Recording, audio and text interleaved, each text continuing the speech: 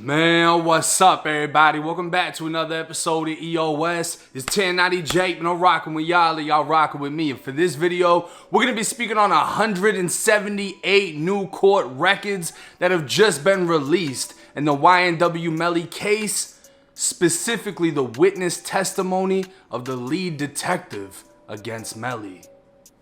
March 17th, 2022, the Broward County Criminal Clerk Office released 178 pages of court transcripts detailing the witness testimony of Detective Mark Moretti, the lead detective in the case against Ynw Melly.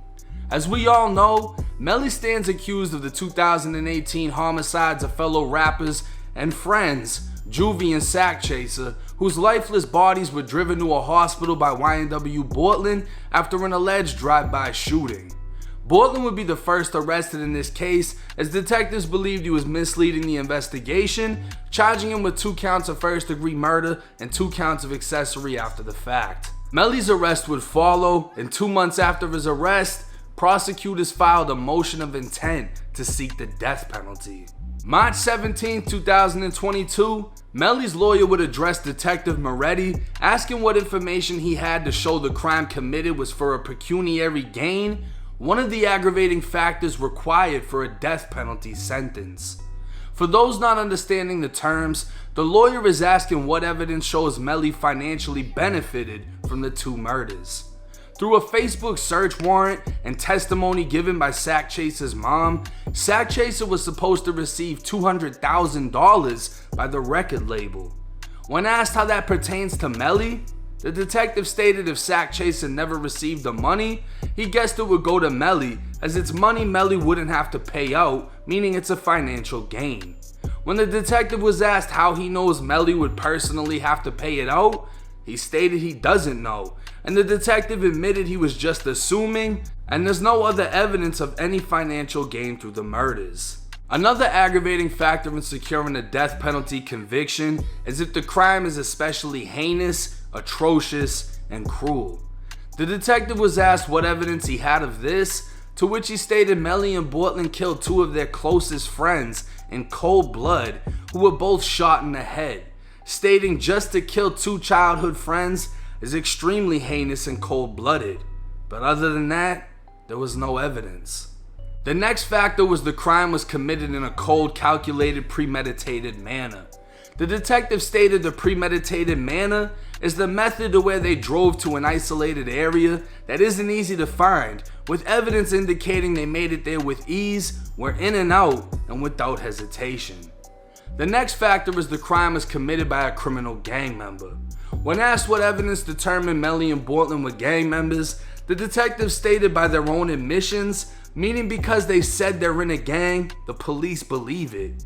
Under the Florida statute, a criminal gang member is a person who meets 2 or more of many identifying criteria, such as admitting to gang membership, using gang hand signs, or even dressing as a gang member.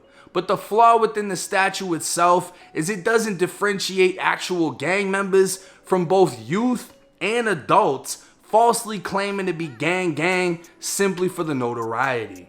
The Island Boys have publicly claimed their affiliation to Sex Money Murder by dressing like gang members, using gang signs, and self-admission. I be that sex super fly, living a 9-5 lifestyle. I'm repping Sex Money Murder. I'm stuck on whoever compete through life and after. The same can be said for Lil Pyru and plenty of others who claim to be gang. Text messages were found from Melly pledging his allegiance to the United Blood Nation, but the person the text was sent to couldn't even be identified, meaning detectives couldn't even validate that person as an official gang member. So the only evidence the detective claims to have of Melly's gang affiliation is his own self-admission and his own portrayal of being a blood. When asked how the detective obtained Melly's cell phone, the detective stated he met with Melly's lawyer and Melly's manager tracked at the state attorney's office. The detective knew Track was in possession of Melly's phone, as they were actively pinging the phone through a real-life tracking warrant, so once he was in the office, Track, or Jameson Francois, was presented with a search warrant and forced to hand over the phone they already knew was in his possession. Detectives were then able to determine the phone given was actually a new phone and wasn't the phone in Melly's possession during the time of the actual murders.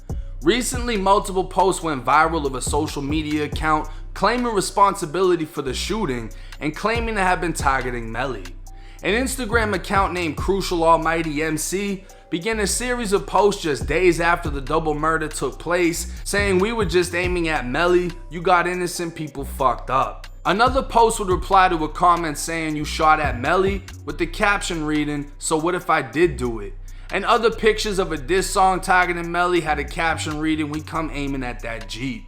The account was found to belong to David Hedgepath, a wannabe rapper who was trying to gain fame off Melly, but was never actually acknowledged by Melly, and since then, the goofy ass wannabe rapper turned Muslim and lives over in Port St. Lucie going by the rap name Crucial with his 2010 mixtape covers. At one point, he was contacted and interviewed by detectives, but obviously had nothing to do with the case. While the rest of the evidence listed in the transcripts is evidence that's already been known and covered in my previous video, the state is still seeking the death penalty in Melly's case. Jury selection for Melly's trial begins in just 3 weeks, and we'll have to wait and see how the trial unfolds.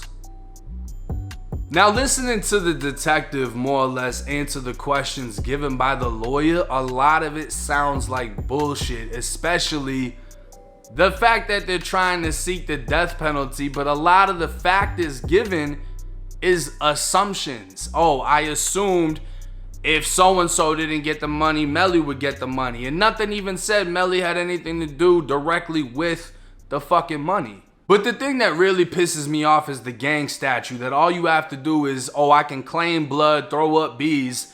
There's even a factor that if your mama says, oh, my son's a gang member, and you were in a picture throwing bees up, you can be listed as a documented gang member. That's completely bullshit. Because you got so many kids in high school and middle school that are not real gang members that go to college and really don't even acknowledge the fact that 4 years ago they were claiming to be some shit because they grew up, they matured, and they moved on. And then you got other people like 30-year-olds on fucking YouTube that are claiming to be gang and have no ties to any fucking gang, but swear to God that they're that. You know what I'm saying? Like, they're willing to tell everybody, including the police, yo, I'm a gang member, until charges come from it, which is just fucking crazy in itself. But I don't know. That's just my opinion. That statute sounds fucking ridiculous. They're saying Melly's saying he's a blood, so we're gonna say he is too. But through these transcripts, this is actually the first time we can see documentation proving what Track 100 was saying, that he didn't voluntarily hand over the phone. They presented a search warrant. They knew he had that shit on him already. He's already in the office. And he didn't hand over something that he believed would hurt Melly. This was a new phone that Melly had got apparently, whatever. They even knew how to access the phone. They had the passcode because they heard the jail call from Melly giving somebody the code over the phone. They had everything about this phone already in plan. They got him in the office and he handed it over. And he was using that phone apparently for bookings or whatever he needed to do to continue managing Melly while he was in jail. But let me know y'all thoughts and comments on this, because a lot of people's opinions seem to be negative as soon as people found out, oh, they just released 65 pages of DNA evidence, this and that didn't even get into detail. People just heard, oh, DNA, he must be guilty. So let me know if this little breakdown changes your opinion a little bit. Let me know what y'all thinking. It's 1090 Jake. I'm rocking with y'all, y'all rocking with me. Till next time.